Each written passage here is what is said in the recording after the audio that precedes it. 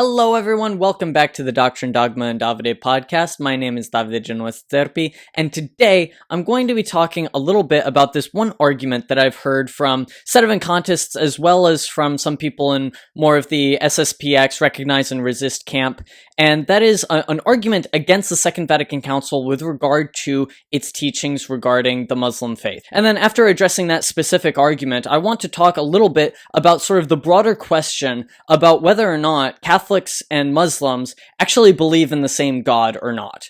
So, an argument that I have seen made many times by many different people, and this is, honestly, it's a really bad argument that just refuses to die, is that essentially the Church definitively teaches that God is triune. Therefore, because Muslims reject the triune nature of God, the Church has therefore definitively taught that the Muslims do not worship the same God that Christians do, that they worship an altogether different and false God. And to further sort of reduce that to a simple Aristotelian syllogism, it essentially goes like this. Anyone who denies the Trinitarian nature of God denies the one true God. Muslims deny the Trinitarian nature of God. Therefore, Muslims deny the one true God. And that syllogism is formally valid. The conclusion does follow from the two premises. The problem is that the major premise, the first premise, is actually false. The belief that anyone who rejects the Trinity does not know the one true God presupposes one of two possible things. One is that it is necessary to have revelation in order to know the one true God, or the other is to believe that the Trinity can be known without revelation. So either you need revelation to believe in the Trinity, or you can know the Trinity by reason alone. Now, the position that you can somehow know the Trinity, that you can know that God is Father, Son, Holy Spirit, that you can know the life, death, and resurrection of Jesus Christ by just the light of natural reason alone. Fortunately, Aquinas buried that argument centuries ago, and nobody seriously takes that position today. But the other position that it is necessary to have revelation in order to know the one true God, or in other words, that you cannot come to a certain knowledge of the one true God by the light of reason alone, that it must be supplemented by revelation, otherwise it constitutes a completely false God.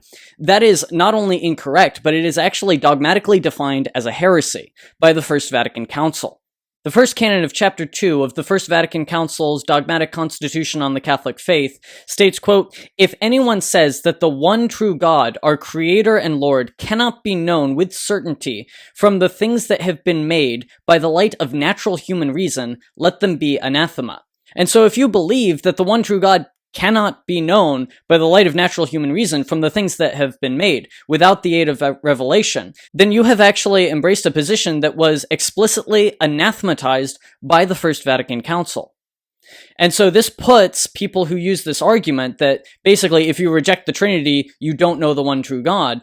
If you use that argument, you're in the uncomfortable position of either contradicting the First Vatican Council, or you have to somehow argue that the Trinity can be known by natural reason alone, which is a completely absurd proposition. Now, that being said, does this mean that Muslims actually do believe in the one true God? Well, not necessarily. All it means is that you can't argue that they don't on the basis that they reject the Trinity or some other truth that can only be known by revelation. It has to be an error that they can come to know by philosophy, not by an error of revelation.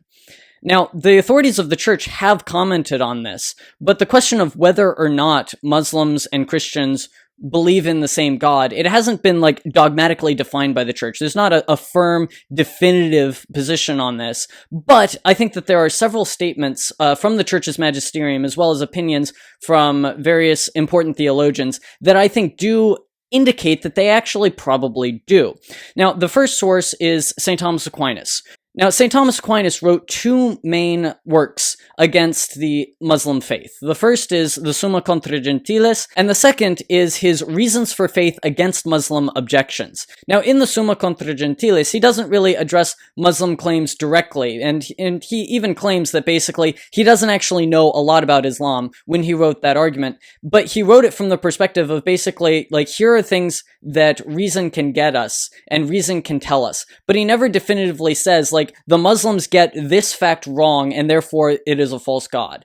He doesn't really address the Muslim position directly in that way in the Summa contra Gentiles. But he also wrote a short book called The Reasons for Faith Against Muslim Objections, where he actually does address Muslim arguments. But he, again, doesn't address the question of whether or not the Muslim God is an altogether different God from the Christians, or if it's the same God. He doesn't directly address that or definitively state one way or the other. But he does use language that seems to me to imply that he believes that they actually do know the same God that we do. He wrote, quote, "Yet we argue presently against those who say they are worshippers of God, whether Muslims or Christians or Jews." Now again, this doesn't definitively say that Muslims, Christians, and Jews all know the same God, but I think it does slightly imply that, given the fact that he is lumping Muslims, Christians, and Jews in sort of the same category, and he does use the capital G in God, or, well, he wasn't writing in English, he uses the word Deus, so a capital D. But I do think that the evidence gets a little bit stronger from here. For example, Pope St. Gregory VII wrote in a diplomatic letter to the Muslim ruler of present-day Algeria, he said, quote, "We believe in and confess one God, admittedly in a different way, whom each day we praise and reverence as the creator of all ages and the governor of this world." And throughout the letter, he's essentially arguing from the position of like, hey, we Christians and Muslims shouldn't fight each other because at the end of the day, we still believe in the same God, even though we reverence him in different ways. We believe in him in different ways. Now, it's worth noting that Gregory VII's letter here is a diplomatic letter, and so it's not actually a teaching of the Magisterium. For all we know, he could have just been lying because he wanted a better diplomatic position with the ruler of Algeria. Though it does indicate that Gregory VII, centuries ago, was at least arguing privately that Muslims and Christians do worship the same God. Next, we have St. Robert Bellarmine. Now, St. Robert Bellarmine is significant on account of the fact that he is a doctor of the church. St. Robert Bellarmine, in his commentary on Jeremiah, stated, quote, "For the Gentiles have been converted to the faith, and also the Jews themselves and the Turks, although they are impious, yet worship the one God." And so St. Robert Bellarmine states that, although the Turks, the Muslim Turks and the Jews, they're impious, they reject Christ, they are outside the church, and yet they still worship the one God. And so you actually see language very similar to that is used in the Second Vatican Council in its descriptions of Muslims here in Bellarmine. And Bellarmine is a doctor of the church and was proclaimed a doctor of church before the Second Vatican Council. And then finally, we have a source from, quite frankly, one of the greatest traditionalist heroes of the church, St. Pope Pius X. Now, St. Pope Pius X wrote in his General Catechism, in the 9th article of the Creed under the subheading of the Communion of Saints, he answers the question, who are the infidels? He states, quote, "Infidels are those who have not been baptized and do not believe in Jesus Christ, because they either believe in and worship false gods as idolaters do, or, though admitting one true God, they do not believe in the Messiah, neither as already come in the person of Jesus Christ, nor as to come, for instance, as the Mohammedans and the like." And so St. Pope Pius X, who is certainly no modernist, he draws a distinction between the infidels who believe in false gods, who are idolaters, and the Mohammedans and the like, who do believe in one true God. And it's worth noting that his language of one true God is actually stronger than the language used by the Second Vatican Council, because he actually uses the word true God, verum Dei. And the Second Vatican Council doesn't even go that far as saying that they acknowledge the true God. It simply says the one God, or the unique God. And so even without discussing anything the Second Vatican Council taught, or any of the post-Vatican II popes, a strong argument can be made from the Church's magisterium that actually Muslims and Christians do actually believe in the same God. Now, that said, does that mean that the Church definitively teaches that the Muslim God is the same as the Christian God? The answer is no. And the Church, I don't think, ever really would do that, considering the fact that, the Church is not infallible in its descriptions of false faiths. If the Church is mistaken about what Muslims or Hindus or Buddhists, if the Church is mistaken about what they believe, then in saying, oh, well, we agree on this thing, if they're mischaracterizing what the actual false faith believes, then like that's not actually infallible. The church is only infallible where it concerns the true faith and the actual truth. And so if the church were to, let's say, come out and say that, well, because Muslims and Christians both believe in the Trinity, it's the same God.